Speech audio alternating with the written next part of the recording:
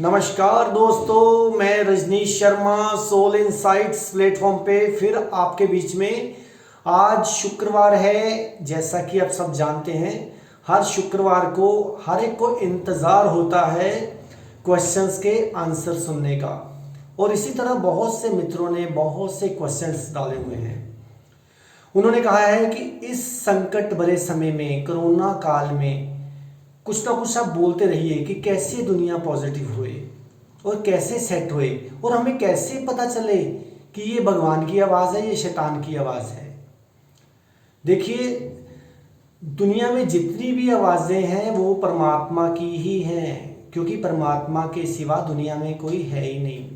ना पाप है, ना पुण्य है, कुछ नहीं है, परमात्मा की ही आवाज़ है। कोरोना काल जो संकट की घड़ी इस समय चल रही है, मैं तो बार बार हर एक को एक ही बात कहता हूँ कि मास्क बिल्कुल ना उतारिए, मास्क पहन के रखिए। अगर कोई एपिडेमिक आ ही गई है तो हर एक इंसान का फर्ज बनता है कि वो मास्क पहने। और जब कोई डॉक्टर्स या लोग बोलते हैं कि मास्क पहनिए और आप अपनी नासमझी से कहते हैं कि अरे छोड़ो यार, कोई नहीं है कोरोना शरोना, ये मत सुनिए। ये भगवान की आवाज़ ही है जो कह रहा है कि मास्क पहनो।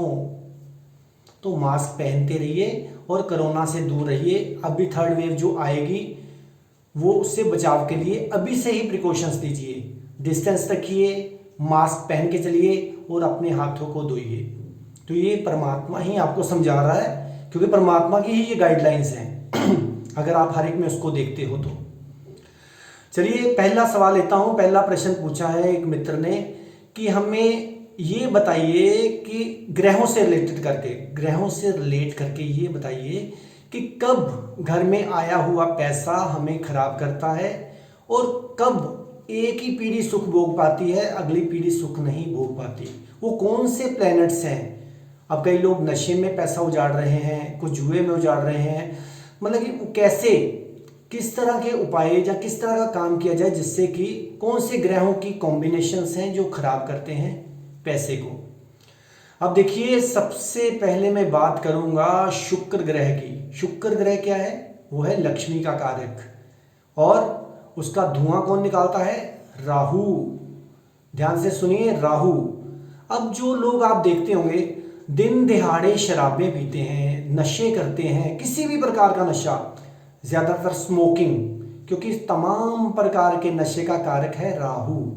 स्मोकिंग का कारक भी राहु है। जब आप स्मोकिंग करते हो तो कैसे करते हो?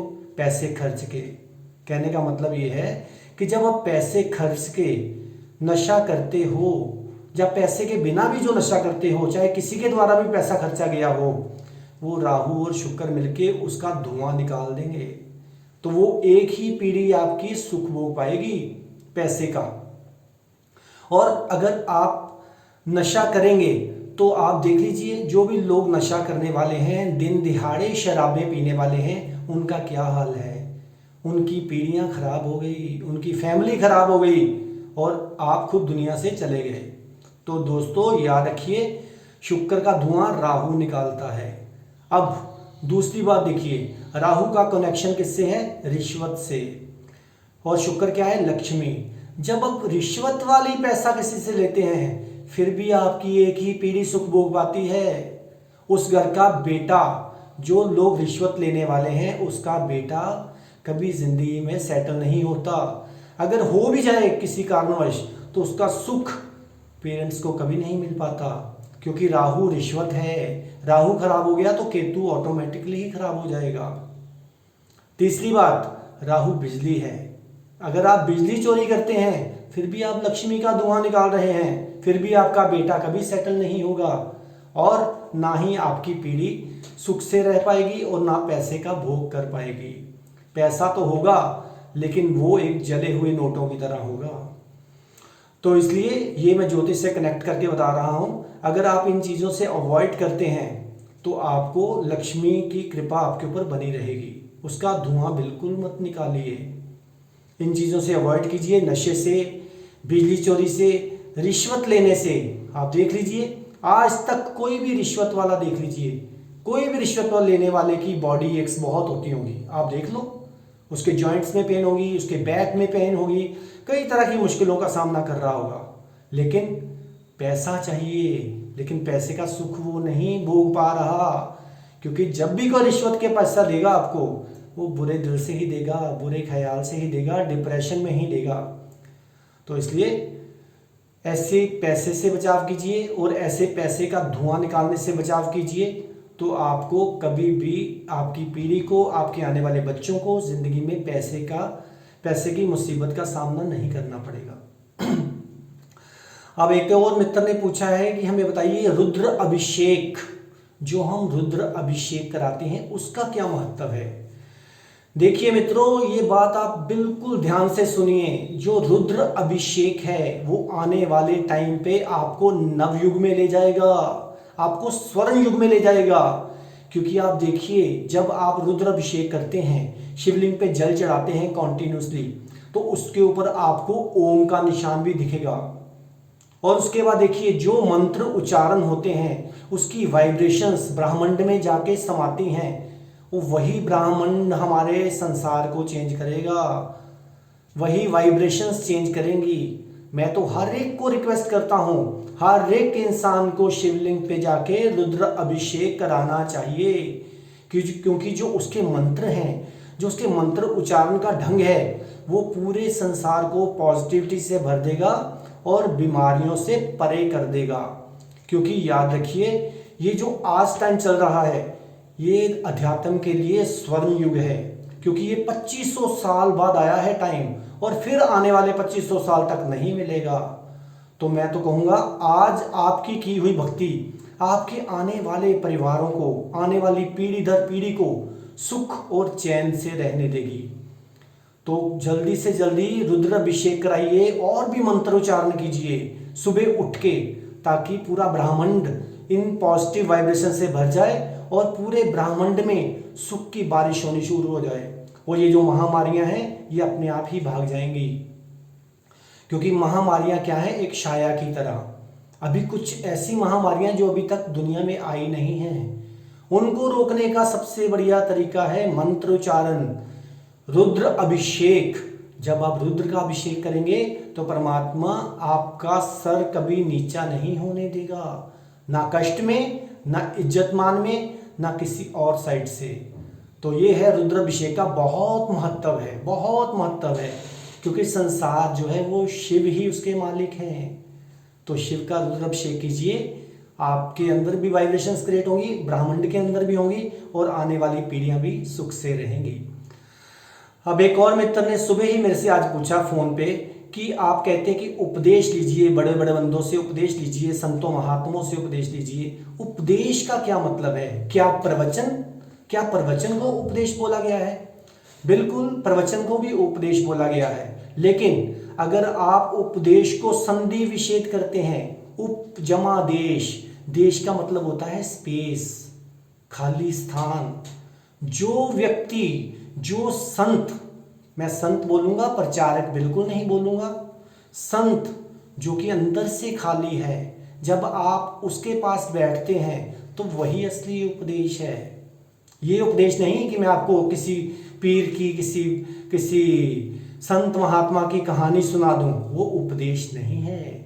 उपदेश है उसके पास मौन जाके बैठना। जितना आप मौन में रहेंगे उतना ही आप असली उपदेश ग्रहण कर पाएंगे। इसी के साथ साथ मैं एक और बताता हूं, जैसे कि उपनिषेध है, कहते हैं कि उपनिषेध का मतलब क्या है, इसको भी कीजिए उपजमा निषेध, यानी कि उस गुरु के पास बैठना जिसको कि पूरा गुर पता है, जिसको टेक्निक्स पता है, इसका मतलब ये है। अब उपवास, एक और मतलब पूछा कि उपवास का मतलब क्या है। उपवास का मतलब क्या व्रत है? नहीं, बिल्कुल नहीं। उपवास का मतलब होता है उपजमावास, अपने पास बैठना।